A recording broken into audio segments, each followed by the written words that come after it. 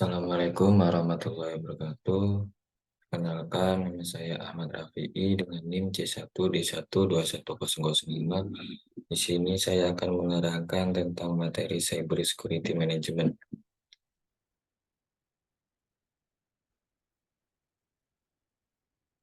Yang pertama, jelaskan apa itu keamanan data. Keamanan data adalah praktik dan prosedur yang dilakukan untuk melindungi data dari akses yang tidak sah, penggunaan yang tidak sah, pengungkapan yang tidak sah, modifikasi, atau penghancuran. Tujuan utama dari keamanan data adalah untuk memastikan bahwa data tetap aman dan terlindungi dari ancaman seperti peretasan, virus komputer, pencurian identitas, atau serangan cyber lainnya. Yang kedua, apa saja ruang lingkup keamanan data? Jelaskan. Ada beberapa ruang lingkup keamanan data. Yang pertama, keamanan fisik. Melindungi tempat penyimpanan data dengan pengamanan fisik seperti kunci, kartu akses, kamera pengawas, atau sistem alarm. Yang kedua, keamanan jaringan. Membatasi akses ke data dengan mengamankan infrastruktur jaringan seperti router, firewall, atau gateway. Yang ketiga, keamanan sistem.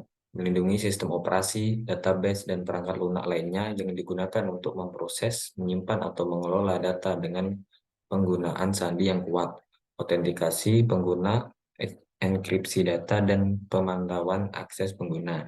Yang keempat, kebijakan keamanan. Membuat kebijakan keamanan yang jelas dan teratur untuk mengatur akses ke data dan membatasi tindakan yang berpotensi membahayakan data. Yang kelima, ada pelatihan pengguna. Melatih pengguna tentang cara menghindari tindakan yang berpotensi membahayakan data. Dan yang terakhir, ada pemulihan bencana. Merencanakan dan mempersiapkan pemulihan data dalam situasi bencana atau kejadian tak terduga lainnya. Yang ketiga, sebutkan mengapa perlu adanya sistem keamanan data. Yang pertama, melindungi data penting. Data penting seperti informasi pelanggan, data keuangan, rahasia bisnis, dan informasi pribadi harus dilindungi dari ancaman keamanan yang berpotensi membahayakan. Yang kedua, memenuhi persyaratan peraturan. Ada banyak peraturan dan standar industri yang mengatur tentang perlindungan data seperti GDPR, HIPAA, atau PCI DSS. Yang ketiga, meningkatkan kepuasan pelanggan. Keamanan data yang buruk dapat merusak reputasi dan kepercayaan pelanggan. Yang keempat, mencegah serangan cyber. Serangan cyber adalah ancaman keamanan data yang serius. Sistem keamanan data dapat membantu mencegah serangan cyber dan mengurangi dampak yang mungkin terjadi. Yang kelima, ada menghindari kerugian keuangan. Kerugian keuangan dapat terjadi akibat pelanggaran keamanan data, termasuk biaya untuk mengembalikan data yang hilang, biaya untuk menghentikan serangan cyber, atau biaya hukum dari tuntutan pengguna atau regulator. Selanjutnya, sebutkan dan jelaskan hal-hal penting yang harus diperhatikan dalam keamanan data. Yang pertama, identifikasi ancaman keamanan. Hal pertama yang harus dilakukan adalah mengidentifikasi dan memahami ancaman keamanan seperti serangan cyber, peretasan, virus, dan ancaman lainnya. Yang kedua, penggunaan sandi yang kuat. Penting untuk menggunakan sandi yang kuat, yang sulit ditebak, dan sulit dipecahkan oleh peretas. Sandi yang kuat harus terdiri dari huruf, angka, dan simbol. Yang ketiga, ada pembaruan perangkat lunak. Perangkat lunak dan sistem operasi yang digunakan harus selalu diperbarui dengan patch keamanan terbaru dan mencegah celah keamanan yang dapat dimanfaatkan oleh peretas. Yang keempat, ada enkripsi data. Data sensitif harus dienkripsi untuk melindungi kerahasiaan jika data tersebut terkena ancaman keamanan. Yang kelima, ada autentikasi pengguna. Penting untuk memiliki sistem autentikasi pengguna yang kuat untuk memastikan bahwa hanya orang yang berwenang yang memiliki akses data. Yang keenam, ada pemantauan akses pengguna. Sesuai aktivitas pengguna, harus dipantau dan direkam untuk mendeteksi kegiatan mencurigakan atau akses tidak sah. Yang ketujuh, ada pemulihan data. Sistem pemulihan data yang baik harus disiapkan untuk mengembalikan data yang hilang akibat kerusakan perangkat keras, serangan cyber, atau bencana alam. Yang terakhir ada pelatihan pengguna. Semua pengguna harus dilatih untuk memahami ancaman keamanan dan cara menghindarinya untuk meminimalkan risiko pelanggaran keamanan.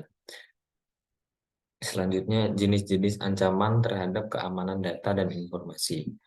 Serangan malware. Malware adalah perangkat lunak berbahaya yang dirancang untuk merusak sistem atau mencuri data. Jenis malware termasuk virus, worm, trojan, ransomware, spyware, atau adware.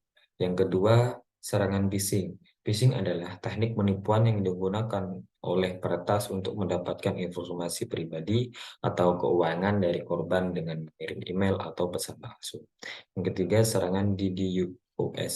Serangan DDoS adalah serangan cyber yang bertujuan untuk membuat server atau situs web tidak dapat diakses dengan menyerangnya dengan lalu lintas internet yang sangat tinggi. Yang keempat ada serangan man in the middle. Serangan man in the middle atau MITM adalah serangan cyber yang dilakukan dengan cara memasukkan diri di antara koneksi komunikasi antara dua pihak dan memantau, mencuri, atau mengubah data yang dikirim. Yang kelima ada serangan brute force. Serangan brute force adalah serangan cyber yang dilakukan dengan cara mencoba semua kemungkinan kombinasi kata sandi hingga sandi yang benar berhasil ditemukan. Selanjutnya, apa yang dilakukan untuk melakukan pencegahan terhadap ancaman keamanan data dan informasi? Yang pertama yaitu menggunakan software keamanan. Install dan gunakan software keamanan seperti antivirus, firewall, dan antispyware pada semua perangkat yang terhubung ke internet. Yang kedua, pembaruan perangkat lunak.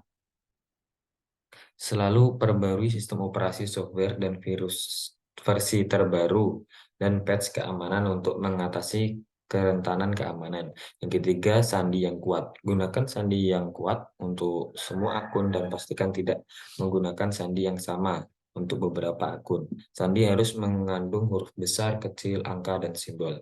Yang keempat, enkripsi data. Enkripsi data sensitif di saat disimpan atau ditransmisikan agar tidak dapat dibaca oleh yang tidak berwenang.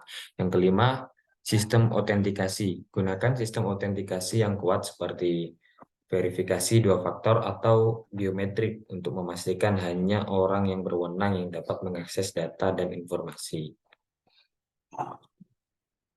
Selanjutnya, apa saja proses penanganan terhadap insiden keamanan data dan informasi? Pada deteksi insiden keamanan data dan informasi perlu dideteksi segera mungkin.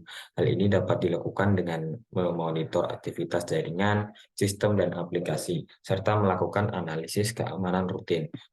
Selanjutnya ada evaluasi. Setelah insiden terdeteksi, langkah selanjutnya adalah melakukan evaluasi terhadap insiden tersebut. Evaluasi dilakukan untuk mengetahui tingkat kerentanan yang terjadi dan menentukan dampak insiden tersebut terhadap organisasi. Selanjutnya ada tanggapan. Setelah evaluasi dilakukan, langkah selanjutnya yaitu menentukan tanggapan terhadap insiden keamanan data dan informasi. Tanggapan harus dilakukan dengan cepat dan tepat sasaran untuk meminimalkan kerugian dan memulihkan sistem keamanan sistem keadaan normal. Tanggapan yang tepat dapat meliputi memblokir akses, memulihkan data, dan menutup sistem sementara. Selanjutnya ada investigasi. Setelah situasi kembali normal, dilakukan investigasi lebih lanjut untuk mengetahui penyebab insiden keamanan data dan informasi. Investigasi ini melibatkan berbagai pihak yang terkait dengan insiden, seperti tim keamanan, tim IT, atau tim forensik.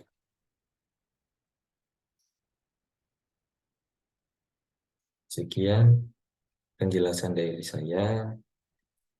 Terima kasih. Wassalamualaikum warahmatullahi wabarakatuh.